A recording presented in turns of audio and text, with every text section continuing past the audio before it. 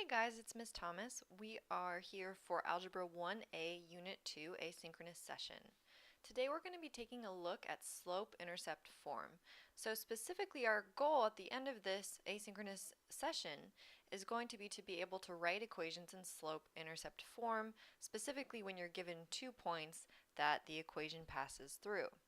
But before we get to that, we're going to do a little bit of review on how to determine a slope and what intercepts are and how to identify specifically the y-intercept of a graph.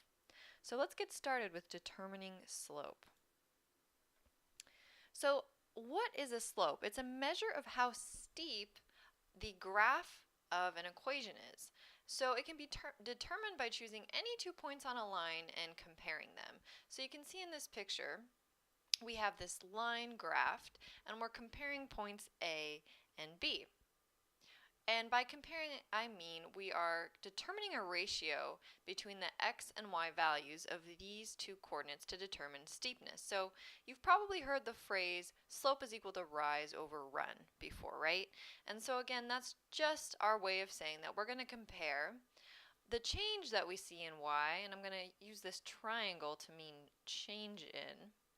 This is the Greek letter delta. So we're comparing the change we see in y, and we're going to divide it by the change we see in x. So this is a ratio of the change in y and change in x. Remember, division is a way of setting up a ratio, a comparison.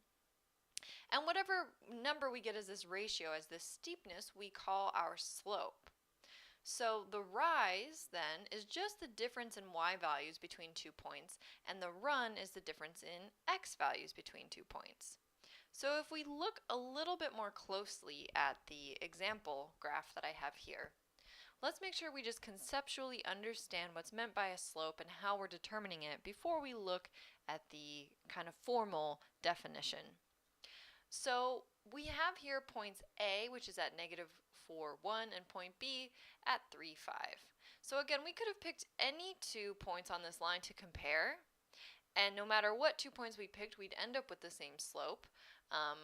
Determining points to use in your comparison is really just a matter of what's convenient. So you can see that this line is running kind of perfectly through this point that's very easy for me to read at -4, 1. 3, 5 is also very easy for me to read. It's hitting the corner of my graph lines squarely. So again, these are just points that were easy to read for this equation. But you could pick any 2 points, even the ones, as you know, this graph extends infinitely in both the positive and negative x direction. You could have picked any point in any of those directions that fell on this line to compare. So what's the slope between these 2 points? Well, again, we're comparing the change in x and the change in y. So in other words, we're asking ourselves, from point A to point B, how much higher did the line get? And the line got 4 units higher, right? You can see A, again, is at a value of +1, that's its y value, and then it ends up at point B at +5. So it's risen 4 points in the y direction. So that would be our rise. So if I was going to figure out the slope of this equation, I would say that my rise is 4 because we've increased 4, and my run would be what? Well, I'm just going to compare how we've changed in the x direction. So we started out at a point of -4 in the x direction, and we ended up at point +3. So by how much did our x value change? It changed by a value of +7. So the slope of the line in this picture is +4/7. And again, we'll look at the formal definition in the next slide, but as a quick reference, remember that if we're increasing in the x direction as we go left to right, that's a positive slope. And if we're decreasing left to right, that's a negative slope. Okay, so I think we're ready to take a look at 2 special cases of slopes, and then we'll move on to formal definition. Okay, so 2 special cases. What if there is no rise or if there is no run to your equation? So if the rise is equal to 0, if the y value doesn't change, well, that would mean that you end up with something where you have 0 because 0 is the rise, right? You're going to end up with 0 divided by something. And it doesn't really matter what this number is. 0 divided by anything, 0 out of anything, is equal to 0. So no matter what, if you have this horizontal line, like you see here, this horizontal line, a rise of 0 means a slope of 0. This is different than having a run of 0. So notice in this second example over here, when run equals 0, when there's no change in the x direction, our slope is undefined because we have some number, our rise, which seems to be infinite, right? So we have our rise divided by our run, which is 0. Anything divided by 0 is undefined. If I asked you to calculate, 10 divided by 0, 5 divided by 0, you wouldn't be able to really tell me anything because 0 is not a quantity that we can divide by. So when we have a vertical slope, it's an undefined slope. And notice also that this is not something that would pass the vertical line test. So not only is our slope undefined, this is not a function. This one is a function and its slope is defined. It has a slope of 0. So those are two special cases for slopes. Okay, now our slope formula. So given 2 points on a line, and we're calling these points, this is just a general thing to call this point, x1, y1, and x2, y2. So these are just any 2 points. We'll fill in any numbers there. The slope of the line is, notice that slope is being represented by the variable m. So m, our slope, is equal to y2 minus y1 over x2 minus x1. So what this equation is saying is that we're going to look at the difference between the y values of the 2 points. So we're looking, what's the difference between this point and this point in the numerator? And in the denominator, we're asking ourselves, what's the difference, literally we're subtracting, between x1 and x2? So a couple important things here when we look at the organization of this formula. So first, notice that our y values are in the numerator because remember, slope is equal to rise over run. So the only values we're going to have in the numerator are y values.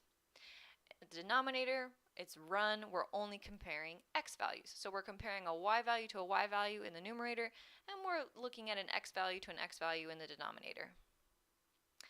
The last thing I want you to take note of before we start practicing this is looking at the order of the points. So these little numbers to the right of the variables, these are called subscripts, and all they're doing is just indicating which ordered pair the number belongs to.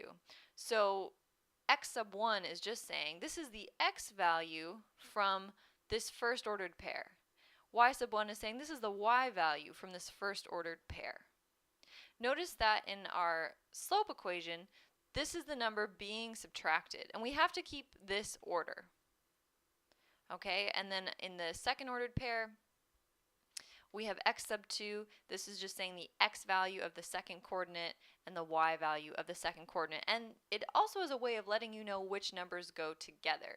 So I can't mix up my y value with the wrong x value or something like that. So let's do some practice finding slope, and hopefully this is somewhat of a review for you. If this is a brand new concept, please reach out to me and I can give you some more practice or assistance on this. So given 2 points on a line, x1, y1, and x2, y2, the slope of the line m is, and there's the equation we just discussed. So we have our definition. Here's our example. Given 5, 4, and 3, 2, the slope of the line m is what? So we've been given these 2 points. We have to figure out the slope. Well, we have our slope equation, and let me get this out of the way. So what we have to do is assign which ordered pair is going to be x1, y1, and which is going to be x2, y2. Honestly, it doesn't matter what you pick. By convention, normally, whatever the first, they mentioned this pair first in the sentence, so I made it x1, y1. But this could have just as easily been x2, y2. So anyway, we've got what I'm saying by lining these things up like this is I'm saying that x1 is equal to 5. I'm saying 5 is the value of the x coordinate of the first ordered pair. I'm saying that 4 is the y value of the first ordered pair. And then I've also decided that 3 is the x value of the second ordered pair and 2 is the y value of the second ordered pair. So I'm saying x2 equals 3 and y2 equals 2. Now all I have to do is plug everything in. So I've got all my assignments done, right? I've decided which variable goes with what. Now I'm just plugging everything into this formula. So here's what that looks like. Plugging things in. Remember y2 was equal to 2, so you see a 2 there. I'm subtracting 4 divided by 3, which is x2, minus x1, which is 5. So the hard part is the setup, and from here I just simplify. 2 minus 4 over 3 minus 1 gives me a negative 2. 2 minus 4 is negative 2. 3 minus 5 is negative 2. And then I simplify this expression. Negative 2 over negative 2 is equal to positive 1. So the slope of this line is a positive 1. Now that's not quite enough information to graph this, but if you think of just kind of this blank space here as a coordinate system, if I wanted to look at what a slope like this looks like, let's pretend that's my x-axis and this is my y-axis. A line with a slope of positive 1 could look like this. I would go up 1, that's my rise of 1, and over 1. Up 1 and over 1, plot a point. Up 1 and over 1, plot a point. So this line, this somewhat crooked line, has a slope of positive 1. But I don't know if this is the line that these 2 points pass through because I need to know one more piece of information, and we'll get to that in an upcoming video. This is not the only line that I've drawn there that has a slope of 1, right? So any line that's parallel to that line also has a slope of 1. So on a graph, any parallel lines all have the same slope, and that's the reason why they don't run into each other. So all of these red lines that I've drawn are equations that have a slope of positive 1. Let's look at another example. So once again, we have the definition up there just for a reminder, and we're given 2 points and we have to figure out the slope. Okay, so let's just plug into our slope equation. Once again, I'm assigning the first coordinate set to be x1, y1, the second coordinate set to be x2, y2, and I'm going to plug everything in. So you can see y2, 5, I plugged in here. I'm subtracting off y1, which is 7. I'm dividing by x2, which is 2, and I'm subtracting x1, which is a negative 1. So notice in the denominator, I wrote 2 minus a negative 1. So when I simplify, 5 minus 7 is negative 2. 2 minus a negative 1 is positive 3. And that's my slope. My slope is equal to negative 2 over 3. Again, if you wanted to get an idea of what this slope looks like, we could just kind of draw a coordinate system. We'll say this is my x-axis, that's my y-axis. And while I can't draw this exact equation that passes through those 2 points without a little further work, like plotting the points and drawing the line through them, what I can show you, I just want to point out what a line with this slope looks like, and again make the connection that there are infinitely many lines and equations that could have a slope of negative 2 over 3. So for example, if I started at the origin and I wanted to plot a point that passed through the origin with that slope, I could go down 2 and over 3, down 2 and over 3. This line passing through the origin has the same slope as this line, which has these 2 points that it passes through. Okay? Let's do one more example, and again, at this point all we're looking at is finding the slope and just getting an idea of what that slope might look like on a graph. So given these 2 points, 0, 4 and negative 1, 0, the slope of the line is what? Once again, let's pull out our slope formula. I've decided that the first coordinate is x1, y1, and the second coordinate is x2, y2. And now I just plug in my values. So I personally just match up things as I go. So I say to myself, okay, what's y2? I see that y2 is equal to 0. I plug in 0. And then I'm going to subtract y1. I look at y1, it's equal to 4, I plug in 1. So I've got 0 minus 4 divided by a negative 1, x2 is equal to negative 1, minus 0. Simplifying, 0 minus 4 is negative 4, negative 1 minus 0 is negative 1. So now I simplify this, and I get negative 4 divided by 1 is a positive 4. So the slope of this line is positive 4. So in the last two examples, I just kind of showed you briefly any old line that passed through, that had the same slope as our example.